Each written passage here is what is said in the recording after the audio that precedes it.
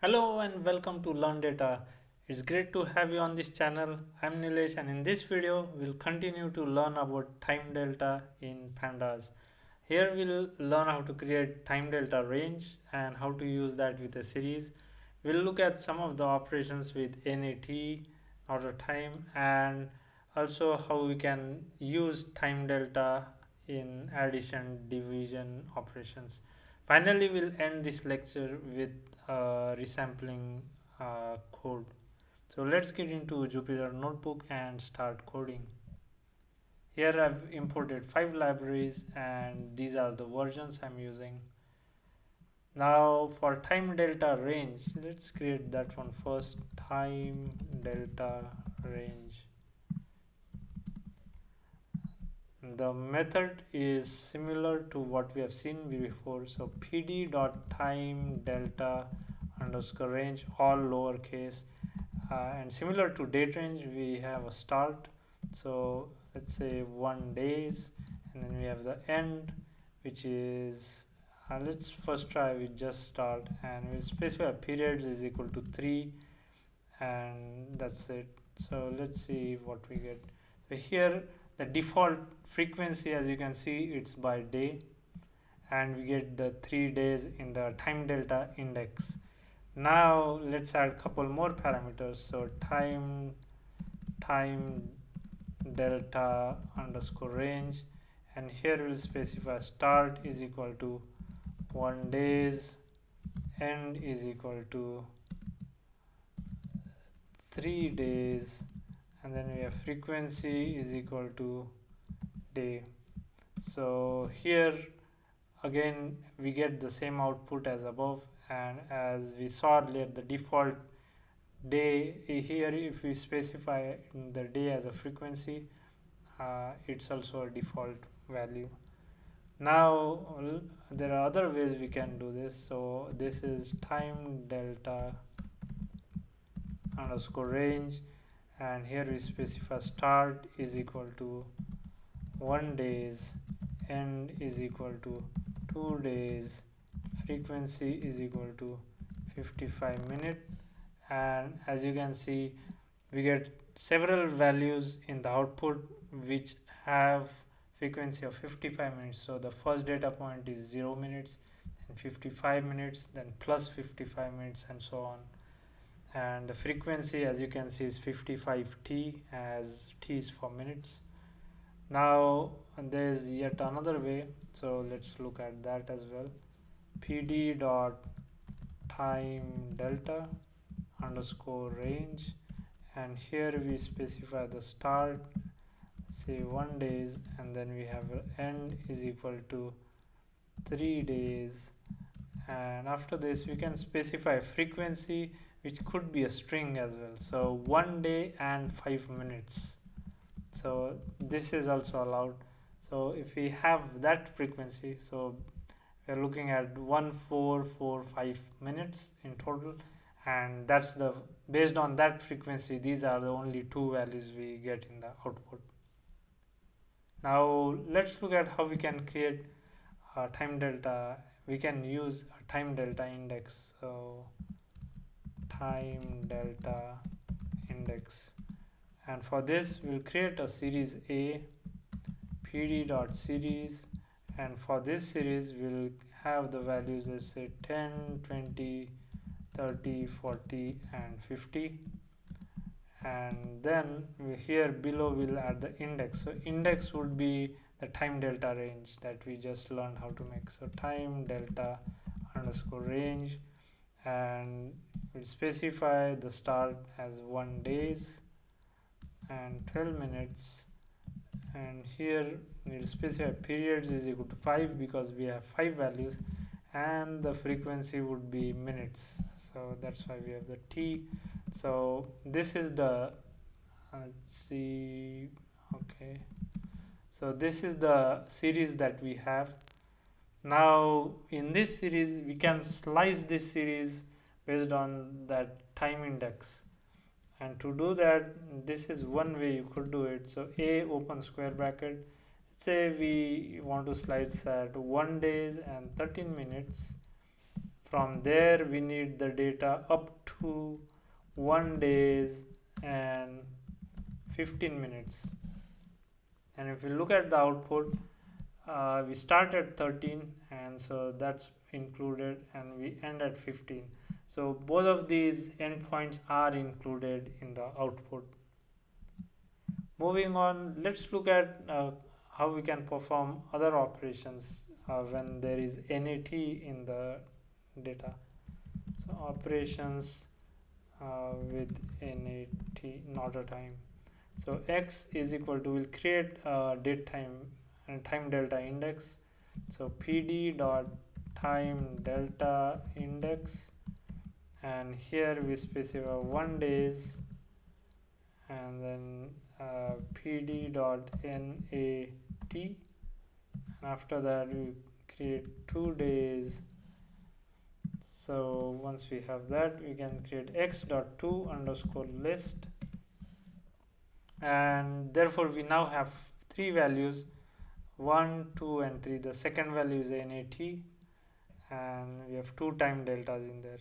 So when we had 2 underscore list, it was converted to a list, and the original value would be something like this with a time delta index. Now we can create another value. Let's create a date range. Y is equal to pd dot date underscore range, and let's give the date 2020-08-15, and here let's say periods is equal to 3. Now if I specify y dot to underscore list, we get a list of timestamps where the frequency is days, and what we can do now is perform addition and subtraction operations on these two. So if we add y to x, then we get the output, which is a date time index. But now if we can convert it to a list, then we get the timestamps as shown here. So x, we have 1 day, so we subtract 1 day from this timestamp 14. So when we we are adding 1 day, so therefore we get 16 here. Then for the second one, it's NAT, so therefore we get a NAT. And then for the last one, we are adding 2 days to the 17th, and therefore we get 19th as the day in the output. Similar to this, we can go ahead and subtract and look at the 2 and look at the list. So now this time we subtract 1 day from 15, so we get 14, and we subtract 2 days from 17, and therefore we get 15 in the output. So those were 2 ways in which we can add or subtract from the values that we have here, the time delta index and date range. Next, let's look at how we can work with index using the same approach. So we have the x, which is this time delta index. Now if we divide this by time delta 64, so np, divide this by np dot time delta 64, and here we can specify the units 1 second, and as you can see, this is now converted to a float 64, and we have all the minutes, the days converted to minutes, and 2 days converted to these many minutes. We can also use astype. So if we type x dot astype, and then within quotes if you type time delta 64 and s, then we get a float value back. Again, the output is the same. It's just that we converted the days to seconds as we specified in the as type. Next, let's look at how we can if we can subtract a timestamp, if we can subtract these time delta values from a timestamp. So say if we have a pd dot timestamp with values 20 within quotes 2020-08-13, and if we subtract value x from that, let's put this in parenthesis, and this is we get a time date index. We convert it to list to underscore list, then we get these timestamps back, such that the original x that we had, it was a time delta index, but now it has been converted to a timestamp because we subtracted those values from this timestamp. So from 13 we subtracted 1 day, so we get a 12. NAT stays as is, and then from if we subtract 2 days from 13 we get 11, and that's what we have as a third value here. Next, let's look at how we can add values. So if we try x plus pd dot time delta, and if we add 2 days to this, initially we had 1 day, so 1 plus 2 is 3, then NAT stays as is, then 2 plus 2 is 4. So this way we can add time delta values to time delta values. Now we can divide the time delta value by integer such as this. So here we divided 1 day by 2, so 24 hours divided by 2 would be 12 hours, and therefore we get a 12 here. NAT stays as is, and when we divide 2 days by 2 we get 1 day in output. So that's what we see here.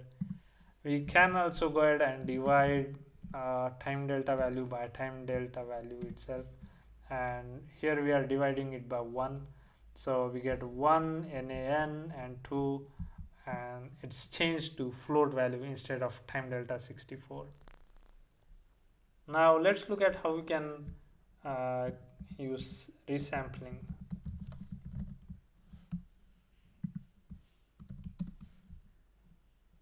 For resampling, let's create a series A. A is equal to pd dot series, and here let's say we have 10, 20, 30, 40 and 50. And then for index, let's say if we have pd dot here we can have the range, so time delta range, and we have 12 minute which is the start, and then we have the periods is equal to 5 because we have 5 data points, and frequency is minutes, so that's why the t is there. So this is the series we have. Now if we want to resample, let's say every 2 minutes and get the mean of that, so how we do that? If you remember previous videos in resampling, we need to type a.resample, and here we'll specify the frequency, so 2 minutes, and then we specify the mean, which is the aggregate value, so resample. And as you can see, if we look at the first two, the 2 minutes would be this one and this one, so this is total is 30, so divided by 2 would be 15, and therefore we get 15. The next one would be these two, the total is 70, and divided by 2 would be 35, and therefore we get 35. And the last one is just 50, we have that 50 as is. Now if you remember from the resampling videos, the default for resampling in this case is label left and closed left. So let me type that here, a.resample 2t 2 minutes, so we are going to add label as left and closed as left, and then we are getting the mean of this.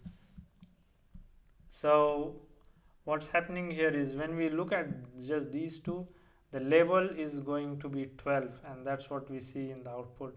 Similarly for these two, label is going to be 14 because it's left, and therefore we have that. And that was it for this video. I hope in this and past couple of videos you'll got an intuition about how time works and how we can use different methods and functions within Pandas and other libraries such as pytz and dateutil library to create different forms of time to achieve desired output. And in this video we specifically look at two new items. One is time delta range and how we can combine that along with time delta, and how we can perform operations such as addition, subtraction, and also resampling using this type of time delta range. And I hope all this information gives you enough knowledge to start working on real world data sets where there is time series involved in it. So now with this knowledge, I'm pretty sure that you'll uh, have better understanding of how to manipulate the data if given a specific question or request for analysis. In next video we'll look at a new topic which would be visualization of data frames in pandas, and we'll get into that very shortly in new video. Until then, please like, share and subscribe. I hope to see you all in the next video as well. Thank you.